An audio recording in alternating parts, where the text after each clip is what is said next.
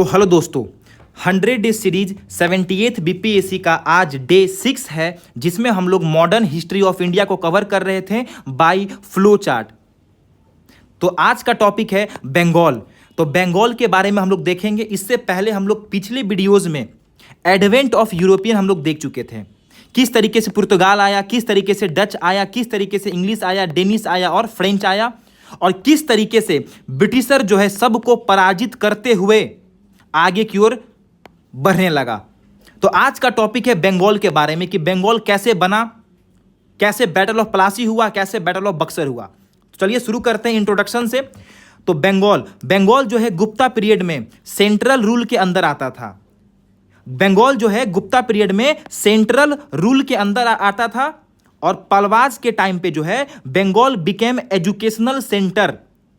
Pre medieval India में पलवाज के टाइम पे जो है ना, वो बंगाल जो है एजुकेशनल सेंटर बना। और दिल्ली सल्तनत का जो बलबन था वो बंगाल को क्या करता है, कैप्चर कर लेता है। और अलाउद्दीन खिलजी के टाइम पे बंगाल जो है एक सेपरेट स्टेट हुआ करता था। अलाउद्दीन खिलजी के टाइम पे बंगाल जो है सेपरेट स्टेट हुआ करता था। और शेर शाह सूरी बहुत ही इंपॉर्टेंट रोल अदा करता है बंगाल के डेवलपमेंट में।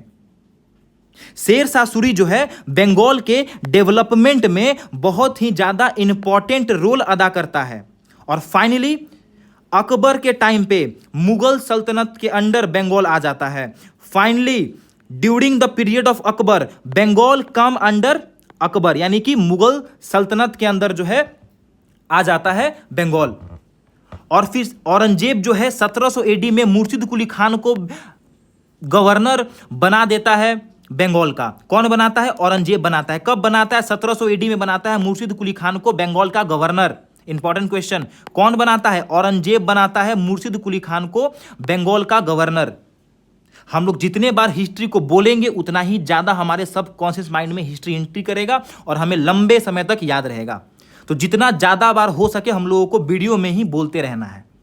फिर उसके बाद क्या होता है, 1722 में बंगाल जो है इंडिपेंडेंट स्टेट बन जाता है अंडर द लीडरशिप ऑफ मुर्शिद कुली खान। ठीक है, तो इस स्लाइड का सब कुछ कंप्लीट हो गया। हम लोग का इंट्रोडक्शन देख लिए, हिस्टोरिकल बैकग्राउंड देख लिए, और किस तरीके से मुर्शिद कुली खान बनता है बंगाल का गवर्नर। कौन बनाता है? तो औरंगजेब बनाता है, 1700 एडी में बनाता है। तो चलिए आगे। उसके बाद देखते हैं प्रोमिनेंट नवाब्स ऑफ बंगाल, यानी कि बंगाल के कौन कौन से प्रमुख नवाब रहे। तो मुर्शिद कुली खान, शुजाउद्दीन, सरफराज खान, अली वर्दी खान, सिराजुद्दौला। इसी के टाइम पे बैटल ऑफ प्लासी होता है। देखते हैं क्या होता है इसके टाइम पे। मीर जाफर, मीर कासिम, फिर बनता है मीर जाफर, फिर नजदुद्दौला बनता है, फिर मुबारक उद्दौला बनता है। तो इन नवाब के बारे में हम लोग को डिस्कस करना है। तो चलिए शुरू करते हैं मुर्शिद कुली खान से। तो ये रहा मुर्शिद कुली खान। मुर्शिद कुली खान का जो टाइम पीरियड था वो 1722 से लेकर के 1727 एडी तक था, यानी कि 1722 से लेकर के 1727 एडी तक मुर्शिद कुली खान रहता है। यही जो है इंडिपेंडेंट बंगाल बनाता। He was the founder of independent Bengal. Question आया कि बताओ बंगाल को आजाद कौन करवाता है? रीजनल स्टेट सबसे पहले कौन टूटता है? बंगाल को आजाद कौन करवाता है? मुर्शिद कुली खान। रीजनल स्टेट सबसे पहले अवध टूटा था, सॉरी। यहां पे देखेंगे फाउंडर ऑफ इंडिपेंडेंट बंगाल कौन था? तो मुर्शिद कुली खान था। ये आते ही क्या करता है, तो अपना कैपिटल जो है वो ढाका से मुर्शिदाबाद ट्रांसफर कर देता है। आते ही क्या करता है, ढाका से मुर्शिदाबाद अपने कैपिटल को ट्रांसफर कर देता है। हम लोग बिल्कुल कट टू कट बात करेंगे क्योंकि हमारे एग्जाम में बहुत ही कम टाइम बचा है। तो बिल्कुल हम लोग, वो कहते हैं ना, क्रीम पढ़ेंगे, क्रीम, बिल्कुल मलाई खाएंगे और फिर आगे बढ़ेंगे।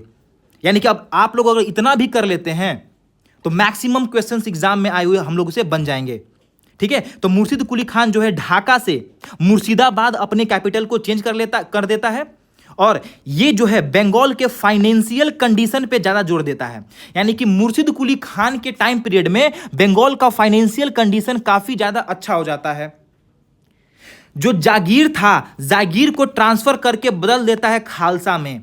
इंपॉर्टेंट क्वेश्चन कि जागीर को खालसा में कौन कन्वर्ट कर देता है, कौन ट्रांसफर कर देता है? मुर्शिद कुली खान कर देता है। जिसका टाइम पीरियड 22 से लेकर 27 तक था।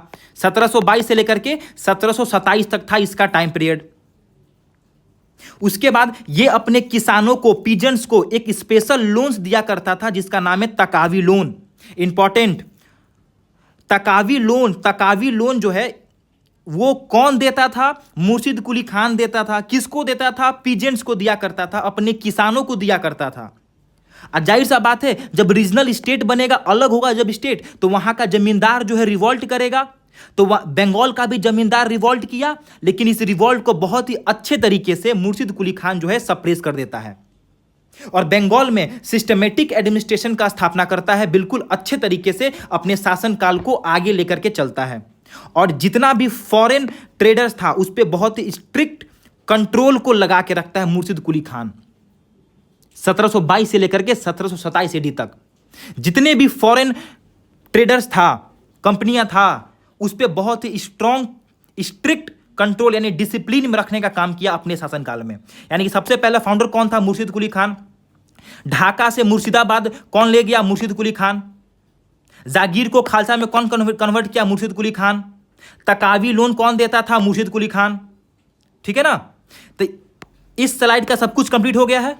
तो आप लोग चाहें तो स्क्रीनशॉट ले लेते हैं, ले सकते हैं। अब आगे बढ़ते हैं। मुर्शिद कुली खान हो गया। उसके बाद शुजाउद्दीन आता है। शुजाउद्दीन कौन था? तो शुजाउद्दीन जो था वो मुर्शिद कुली खान का दामाद था, सन इन लॉ था। शुजाउद्दीन कौन था? मुर्शिद कुली खान का दामाद था। ये जो है जो भी कुछ मुर्शिद कुली खान करके रखा था उसको कंटिन्यू करवाया, उसमें कोई बदलाव नहीं किया।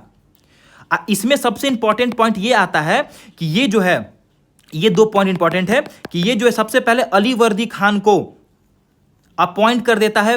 कहां पे? बिहार में। और शुजाउद्दीन को मोहम्मद शाह, मोहम्मद शाह कौन है? हम लोग पिछले वीडियो में पढ़ चुके हैं कि मोहम्मद शाह दिल्ली का क्या था? बादशाह था उस टाइम पे। 1740 याद है, नादिर शाह का आक्रमण। मोहम्मद शाह जो है he got the governorship of Bihar from Mohammad Shah. यानी कि शुजाउद्दीन को किससे बिहार का गवर्नरशिप मिला था? तो मोहम्मद शाह से मिला था। किससे मिला था? मोहम्मद शाह से मिला था। अली वर्दी खान किसके द्वारा अपॉइंट किया गया? अली वर्दी खान किसके द्वारा अपॉइंट किया गया? तो शुजाउद्दीन के द्वारा अपॉइंट किया गया। शुजाउद्दीन जो है बिहार में अली वर्दी खान को अपॉइंट करता है। Ali Vardi Khan as a soldier अपना जिंदगी को स्टार्ट करता है और फिर देखते हैं कि बिहार का नवाब कैसे बनता है, सॉरी बंगाल का नवाब कैसे बनता है। ठीक है ना? तो समझ में आ गया शुजाउद्दीन के बारे में। उसके बाद आता है सरफराज खान। अब ये सरफराज खान कौन था? तो शुजाउद्दीन का बेटा था। शुजाउद्दीन कौन था? मुर्शिद कुली खान का दामाद था, सन इन लॉ था। ठीक है, तो उसके बाद कौन बनता है? सरफराज खान। ये बीपीएससी का क्वेश्चन है कि सर कौन से बादशाह, कौन सा नवाब जो है अपने आप को आलम उद दौला हैदर जंग का टाइटल देता है? पीवाईक्यू है और बहुत सारे पेपर्स में पूछा गया है। आलम उद दौला हैदर जंग का टाइटल कौन लेता है? सरफराज खान लेता है। कौन लेता है? सरफराज खान लेता है। सरफराज खान कौन था? कौन था सरफराज खान? तो सरफराज खान जो है वो शुजाउद्दीन का बेटा था, सरफराज खान।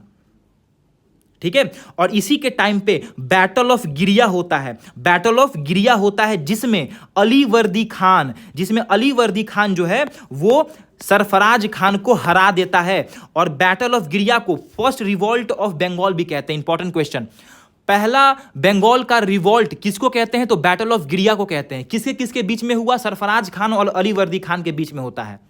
सरफराज खान और अली वर्दी खान के बीच में बैटल ऑफ गिरिया होता है, जो कि फर्स्ट रिवॉल्ट ऑफ बंगाल कहा जाता है। Sarfaraz Khan versus Ali Vardi Khan, first revolution of Bengal. ठीक है, तो इस स्लाइड का सब कुछ कंप्लीट हो गया। अब आगे बढ़ते हैं। शुजाउद्दीन दामाद था, फिर इसका बेटा ये था। ये टाइटल लेता है कौन सा? आलम उद दौला हैदर जंग का टाइटल लेता है अपने आप को देता है मतलब। ठीक है, अब आगे बढ़ते हैं। उसके बाद नवाब बनता है अली वर्दी खान।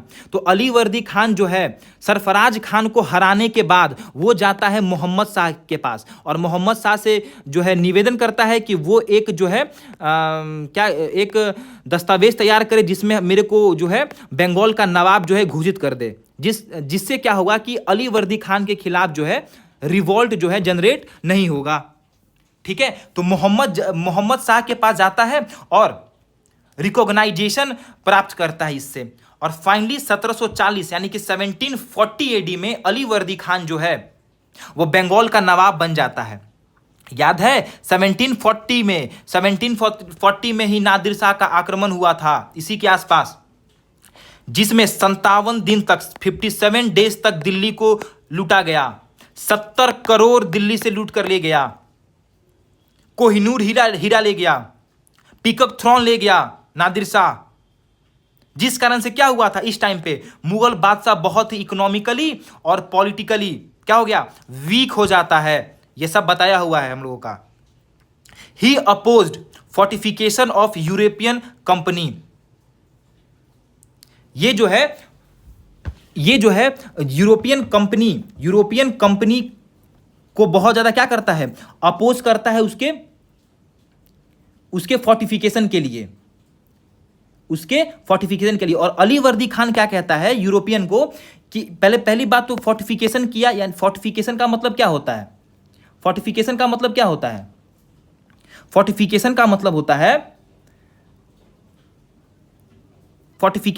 होता है कि ये किला है, ठीक है ना, ये किला है तो इस किले पे अपना, जैसे कि ये एक फैक्ट्री है, ठीक है, इस फैक्ट्री के अगल बगल बहुत बड़ा बड़ा दीवार खड़ा कर देना, और इस पे अपना सैनिक लगा देना, यानी कि अपना सुरक्षा करना। तो बात यह है कि अलीवर्दी खान इसका अपोज करता है, लेकिन जो है ब्रिटिशर नहीं मानता है, यूरोपियंस नहीं मानता है। तो अलीवर्दी खान यूरोपियन कंपनी को बोलता है कि ये लोग जो है मधुमक्खी के छत्ते के जैसे हैं, जिसको अगर हम लोग छेड़ेंगे तो क्या होगा, एक मिनट, जिसको हम लोग छेड़ेंगे तो ये हमें नोच कर मार डालेंगे, और जिसको अगर हम लोग नहीं छेड़ेंगे तो क्या पता हमें शहद दे दे वापस, ठीक है ना। यानी कि अलीवर्दी खान मधुमक्खी के छत्ते से कंपेयर करता है किसको, यूरोपियन कंपनीज को,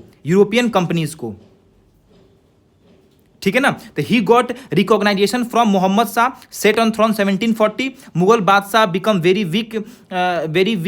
वेरी इकोनॉमिकल और पॉलिटिकली वीक, और ये जो है अपोज करता है, लेकिन यूरोपियन नहीं मानते हैं, और 1756 में जो है वो मर जाता है, अलीवर्दी खान मर जाता है। ये पॉइंट इंपॉर्टेंट नहीं था, जिसका आंसर मिटा दिए। 1756 में अलीवर्दी खान मर जाता है, ठीक है। अब आगे देखते हैं। फिर अलीवर्दी खान के बाद बनता है कौन, सिराजुद्दौला। अलीवर्दी खान के बाद सिराजुद्दौला जो है बनता है शासक। कब बनता है, सेट ऑन थ्रोन 1756, यानी कि सिराजुद्दौला जो है 1756 में राजा बनता है। और जब ये राजा बना तो इस टाइम के पीरियड में, इसके पीरियड में यूरोपियन बहुत ही ज़्यादा पावरफुल हो गए थे। सिराजुद्दौला एक बहुत ही अनेबल रूलर के तौर पे निखर के आया था सामने। इसका जो है ब्रिटिशर के साथ कॉन्फ्लिक्ट होना शुरू कब से होता है, जब British did not came in the court of Sirajuddaulah, यानी कि जब राजा बनता है ये ना, तो एक भी ब्रिटिशर इससे मिलने नहीं जाता है, तो इसको बड़ा गुस्सा आता है। और तो और ब्रिटिशर जो है दस्तक सिस्टम का बहुत ज़्यादा दुरुपयोग कर रहा था। फिर सिराजुद्दौला जो बोला कि मेरे को जो है निरीक्षण करना है कासिम बाजार का। कासिम बाजार जो है बहुत ही ब्रिटिशर का फेमस जगह था, जहाँ पे वो लोग अपना सामान रखा करते थे, सारे लीडर्स वहीं बैठा करते थे ब्रिटिशर का, ठीक है। तो कासिम बाजार को निरीक्षण करने का जो है ये बोला कि मेरे को निरीक्षण करना है, लेकिन ब्रिटिशर इसको अलाउ नहीं किया। और तो और ये क्या किया कि कलकत्ता में जो है फोर्टिफिकेशन करना शुरू कर दिया। तो फिर जाता है सिराजुद्दौला उसके पास मना करने, लेकिन नहीं मानता है। तब क्या करता है, तब जो है इसका ईगो हर्ट होता है, और उसके बाद सबसे पहले क्या करता है, ही बैन दस्तक को बैन कर देता है। और 15 जून 1756, 15 जून 1756 को कलकत्ता पे इन्वेड कर देता है, आक्रमण कर देता है और कासिम बाजार और फोर्ट विलियम को सीज कर देता है, कैप्चर कर देता है, सीज कर देता है। कौन करता है? सिराजुद्दौला करता है। कब करता है? 15 जून 1756 को जो है ये जो है कासिम बाजार और फोर्ट विलियम को क्या करता है? कब्जा कर लेता है। उसके बाद क्या हुआ? अब 146 ब्रिटिशर को पकड़ के एक कमरे में डाल देता है, एक छोटे से कमरे में डाल देता है, जिससे क्या हुआ कि अगले दिन मात्र 23 इंसान जो है बच के निकलता है। यानी कि 146 में से 123 इंसान ही मात्र मतलब 123 इंसान जो है वो मर जाता है। 123 ब्रिटिशर जो है मर जाता है, क्योंकि वहां पे ऑक्सीजन सप्लाई जो है नहीं था। यानी कि इतना छोटा कमरा था कि मान लो कि 20 आदमी जिस कमरे में एंट्री कर सकता है उसमें 146 इंसानों को ठूस देता है, जिस कारण से मात्र 23 आदमी जो है 23 ब्रिटिशर बच के निकलता है। इसी घटना को कहा गया है black hole tragedy. Black hole tragedy 20 जून 146 ब्रिटिशर को अरेस्ट करता है। अगला दिन मात्र 21 नहीं, नेक्स्ट डे यानी कि 21 जून को मतलब 123 पीपल मर जाता है, मात्र 23 पीपल जो है 23 ब्रिटिशर जो है बच के निकलता है। तो जैसे ही ये खबर फैलता है तो पूरे इंग्लैंड में हाहाकार मच जाता है।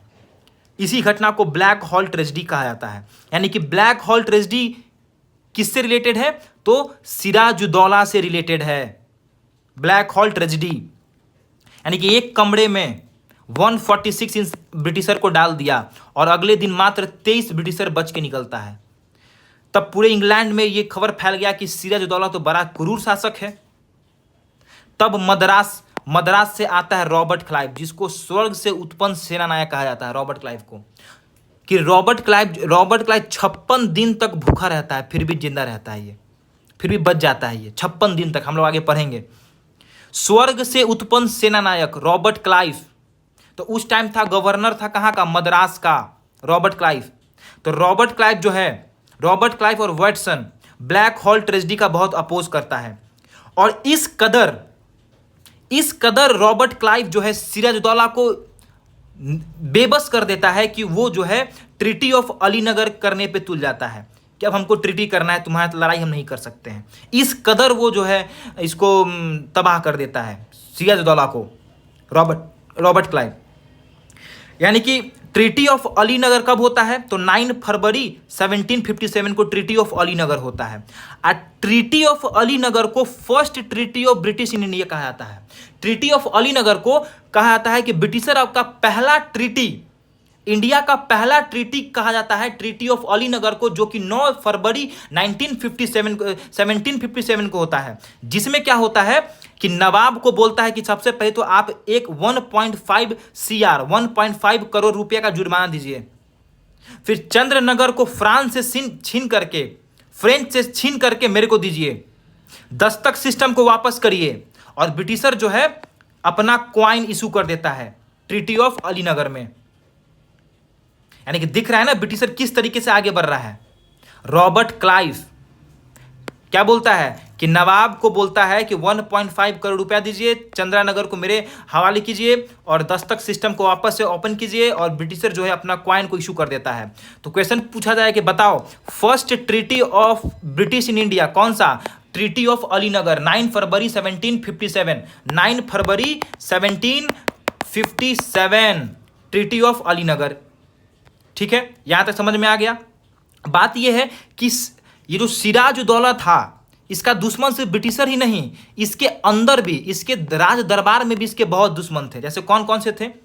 घसीटी बेगम इसकी मौसी, शौकत जंग, ये देखो इसको कहा था गद्दार, मीर जाफर को कहा जाता है गद्दार, मीर जाफर, जगत सेठ, राय दुर्लभ, अमीर चंद्र, ये सब जो है ना, ये सब सिराजुद्दौला को क्या करते थे? अपोज करते थे। फिर क्या हुआ? तो वही होता है कि ट्रीटी ऑफ अलीनगर के बाद जो है ब्रिटिश नवाब के खिलाफ जो है कॉन्स्पिरेसी शुरू हो जाता है। यानी कि ये सब ना ब्रिटिश चाह रहा था कि ये नवाब रहे और ना ही इसके राज दरबार में ये सब जो इसके अपने थे, इवन उसके commander, army commander Mir Jafar भी नहीं चाह रहा था कि सिराजुद्दौला जो है वो राजगद्दी पे बैठे।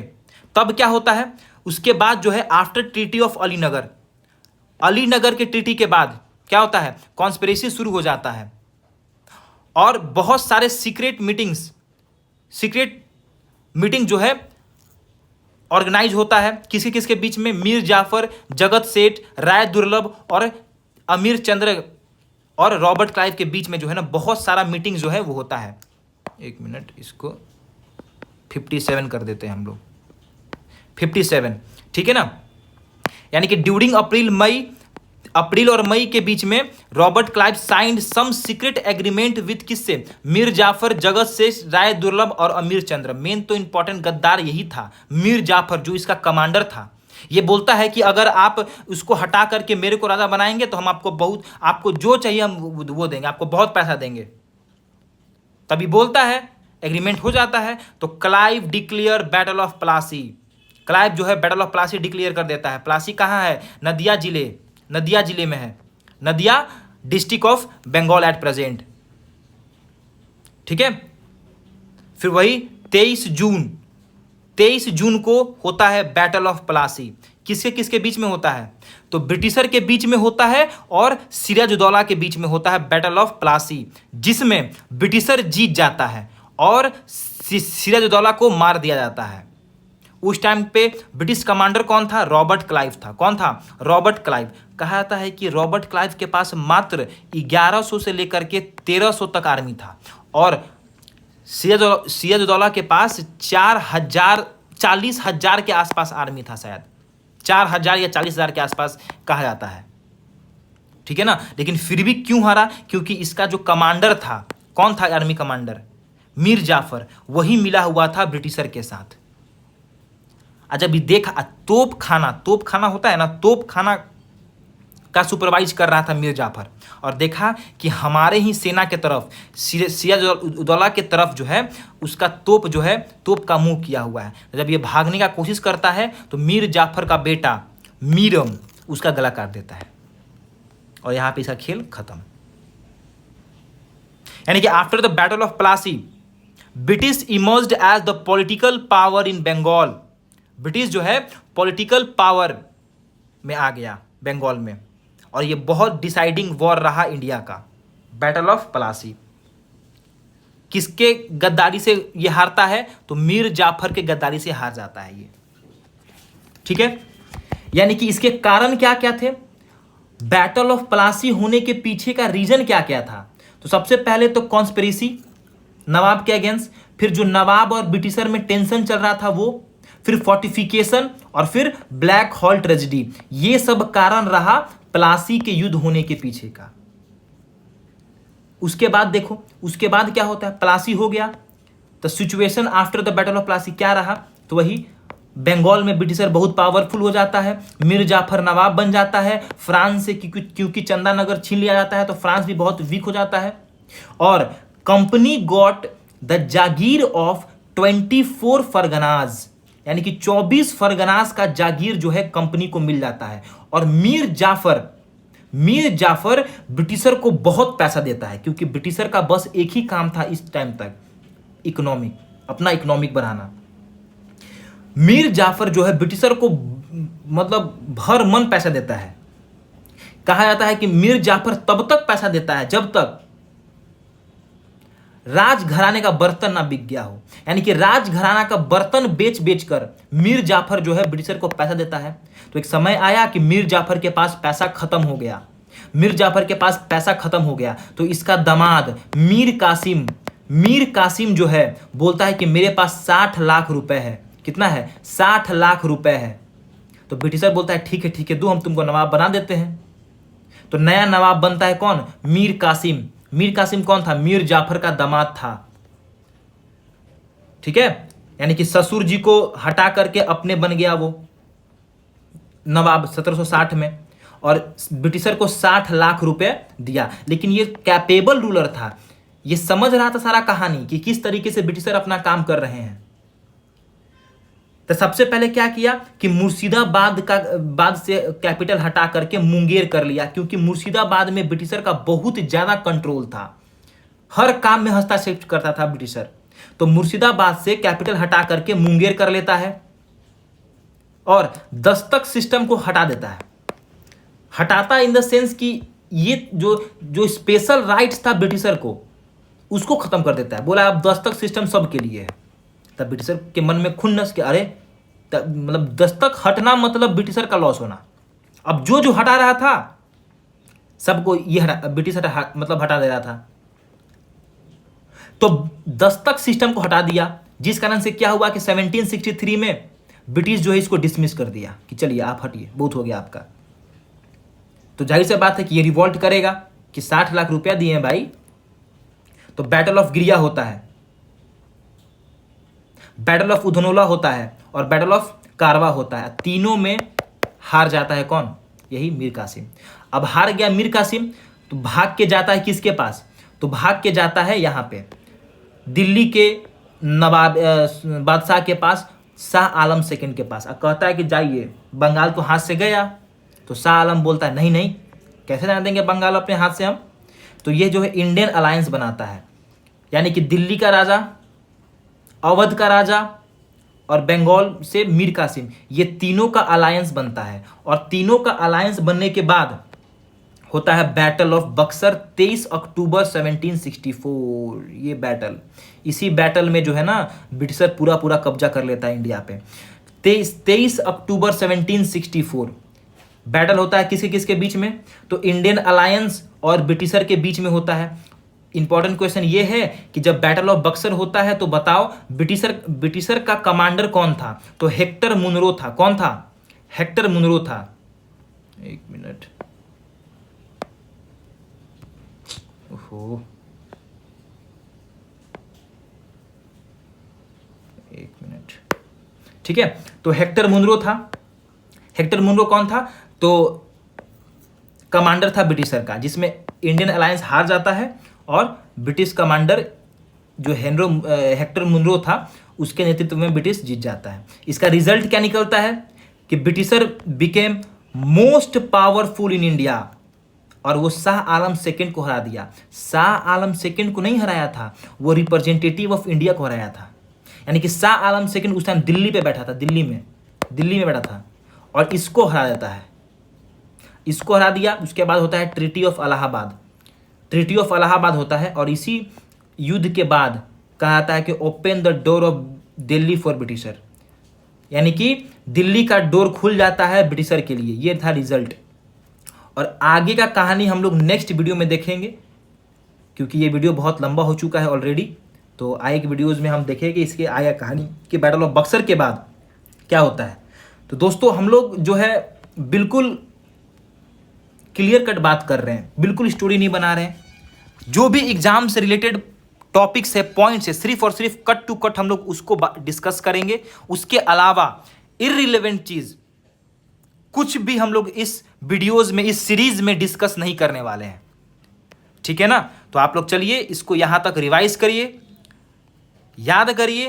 तब तक के लिए बहुत बहुत थैंक यू और हम लोग मिलते हैं नेक्स्ट वीडियो में।